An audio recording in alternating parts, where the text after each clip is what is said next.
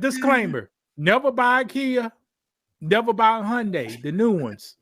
Okay. I go before you hear the end. I just go tell you from the beginning. New technology, they F them up. This car, when you look at the picture, catches on fire, thieves, bad motors. To it, right? All right. The new hybrids that came out last year, don't park them inside the garage and catch it on fire. Recall 176,000. So let's just start from the beginning. You said why I don't like it, Brandon? Yeah, it's a nice car, right? It's affordable. It rides pretty good. Only affordable if you buy it used. So if you don't buy brand used, you're getting ripped off. Okay. But I guess if I'm looking for a brand new car, what would be another car I should be looking for? I know we Toyota is a good brand. They put a lot of ingenuity and reliability into their engines. But you heard what I said this morning. You heard what I said at the beginning. I said besides the past 5 years, Toyotas. But so I should get a Camry. A Camry will probably be all right, but do not follow the manufacturer recommendations. What does that mean? They tell my mom. They said my mom should change the oil every 10,000 miles. If you change your oil every 10,000 miles, Brandon, your Hyundai probably says 7,500. Yeah, I think and the bitch be in 1 quart time you go to change it by the time you get an oil change. Right. All right. Or can't last 10,000 miles, people. Yeah. And I think when I go get my oil change, they let you know it should be about 4,500 miles just because the type of oil they use. They say since it's synthetic and it's a certain weight or something like that, they say you shouldn't do the 75. You should do 45. That's a good number. I recommend 5,000 at the minimum. But on Hyundais and Kias, if you got a small engine, 3,000 miles, because those engines are crap. But what makes an engine crap? But like, because to me, with this car, an engine should. I mean, we've got like a blueprint on the engine, like all different models, and like Kia, Hyundai, Mercedes, all of them have the same type of engine, blueprint, right? What makes that engine worse? Is they cutting corners with certain stuff? Like what's the issue? All right, I'm gonna answer your question in a little bit. I didn't know this presentation. I didn't know what I was gonna do because it ain't done. All right, go ahead, that's fine. Notice of proposed class action lawsuit. If you bought or leased a 2011 to a 2019, how many years that is, Brandon? Like 8 years. Okay, 8 years, 9 people. years. So damn near 15% of your lifetime they was fucking up. They was messing up. A Hyundai Sonata, a 2013 to 2019 Hyundai Santa Fe, a 2014 to 2015 or the 2018 to 2019 a Hyundai Tucson, equipped with the 2-liter. One of their best sellers, and a 2.4 liters direct injection engines. There's a class action lawsuit on them now. What happened? Which is crazy. It's not just a recall. It's a class action lawsuit. So yes, and you still effed up. Don't think they go got you back because they denied me. What's wrong with this engine? First thing with this engine, they said they had in the manufacturing process for 8 years, they left metal in the manufacturing process. Oh, so the block of the motor per Kia and Hyundai, when the motor got put together, they had metal shavings already in it. Brandon, do they even make sense? No, it don't make any sense. It can happen for 8 years, times, right? Yeah. There you go.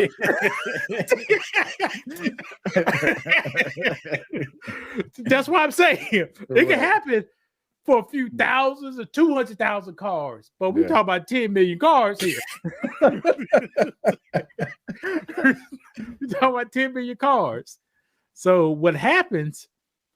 The bearings on your rod pistons, the things that goes up and down that connects it, that keeps on the crankshaft, those bearings wear out immaturely.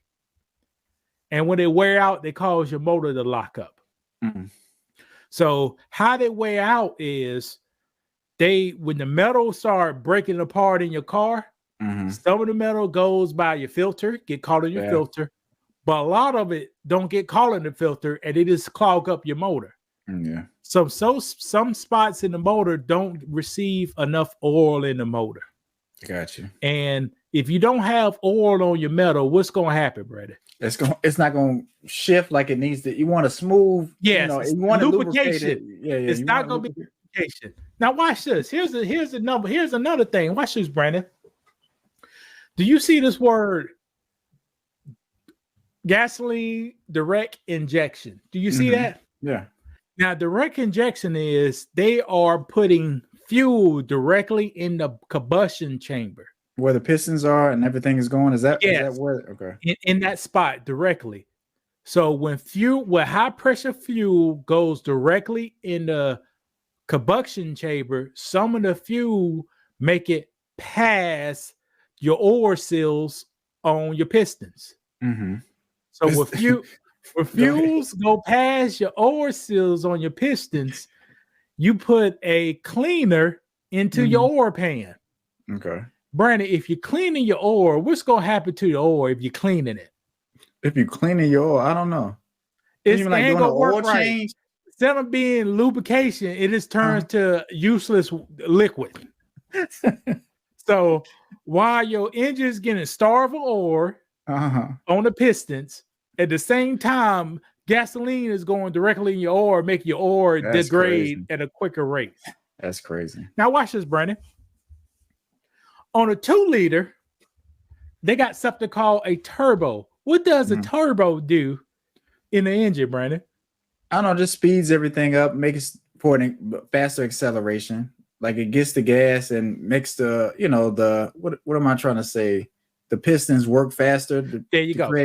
All right. It makes it pressurize the air coming into the combustion chamber. So you got compressed air and compressed gasoline going to your combustion chamber. Right. Now, if it's more pressure in the combustion chamber, more of that stuff will leak past your oil rings and go down in your oil and it degrades your oil at the same time. Right. So that's one thing. So you got a turbo, you got direct injection, and you got an engineering defect all messing with your oil. And guess what, Brandon? What? You could do all the maintenance you want on your car. It's still go ahead. Keep the oil change and everything. On each pistons, it has a oil retaining ring. And for some reason, they get stuck on these vehicles.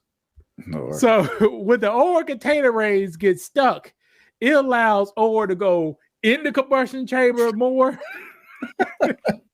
That's crazy. And when you get burned up, that burnt oil goes straight out your exhaust and hit your catalytic converter. But before it tears up your catalytic converter, you'll end up like me, driving 300 miles and got to put a quart of oil in your highlight. God, so how do you know? Did your light come on? How do you know that you was running out of oil ultimately? Well, per investigation, the low oil lights do not come on in these vehicles. And that's what I was wondering, because sometimes I'm like, dang, is my oil light ever gonna come on? Like, let me know that I'm getting close to needing an oil change or anything like that. Does that even happen anymore? But that light may come on, but the low oil pressure light does not come on these vehicles. But why not? Because that should be a simple sensor to let you know you about to change your car. Do I look like an engineer? If they could put the passcode, why they make sure that light works? Well, because they want to protect. Like if I'm messing up an engine, I'll be like, look, let's at least put a sensor on, so if something potentially is going to happen to this engine, at least we can catch it. Okay. Have you come to the shop and get it checked on before you catch on fire. There's a recall to get your car fixed on these easers. They will put a knock sensor that it's a sensor that could tell that your bearings are wearing out and it put your car in limp mode. Okay. But investigation, what is that? It'll tell your car to only use 10% of the power. Okay. Per investigation, lip mode only happens when you hear your engine blow up. So, that's not gonna help. So, per my investigation, the lip mode is only activated when your engine lock up. That's not good. Okay. Well, at least they tried. They tried to put something in place, but not really. Now, Brandon, I did not say one lie on this video yet. I ain't putting no bite. I just telling you the truth. Okay. There's 9 million engines like this. Right. Brandon, you see these cars on here before, right? Yeah, for sure. It's a lot of them on the road. These are old ones. No, you don't see a lot of them on the road. Don't lie. Well, that's a good point. You see a lot of old Hyundais on the road before. What about the new technology? Yeah. You know, I got you. You don't see a lot of these vehicles on the road anymore, really, when I think about it. No, how can you see a lot of these vehicles on the road? The motor blow up at 70,000 miles. You know. Did you do the same one for Kia like this? Where it's the same. It's exactly. It's the same. Yeah. Everything I said applies to Kia. Yeah, because we know we had an Optima too, and it was a recall on that one. I think we got one of the recalls fixed, but it was another recall. Optima? No, we just traded it in. We traded it in. What was the recall, bro? What year Optima? What year was it? Maybe like 2016. Oh no. Facebook, Instagram family, no, YouTube family. I have 200 friends on Facebook. About 7 of them got a kid. They all had the same issue. Yes. Yeah, right. All of them are messed up. You know a guy named Eric? Yeah, and that's what I was about to bring up. His engine blew up. Right, and didn't they repair it? Didn't they repair it? Yes. Last time I talked to Eric, they repaired it. And then his mama got wrecked. Brandon, my cousin. Guess what happened to him? His engine blew up. Huh? Watch it. The girl who I went to the church with back in the day. Guess what happened to her new car, Brandon? Engine blew up. The engine blew up. I got 200 Facebook friends. How many engines gonna blow up on these cars? I don't know, but look, so boring. It's so boring. I wish I had a coloring book that speaks. What is this? Oh my gosh! Coloring book of black icons. Viola Davis. Ooh, this is cool. Haley is a super talented basketball coach and former player. Okay, look at some good people. Wow, it's Michael Jackson! Does this look like Michael Jackson? Order your coloring book of black icons today. Introducing the Coloring Book of Black Icons, a vivid coloring book celebrating famous African-American figures, from Simone Biles to Michael Jackson. Ignites your child's imagination from learning about inspiring leaders in history. Each page is a journey through courage, creativity, and change. Let's color the story that shaped the world. Hey, good day, everybody. My name is Louis, and I'm just came to let you know that I have the best financial book for black people on the market today.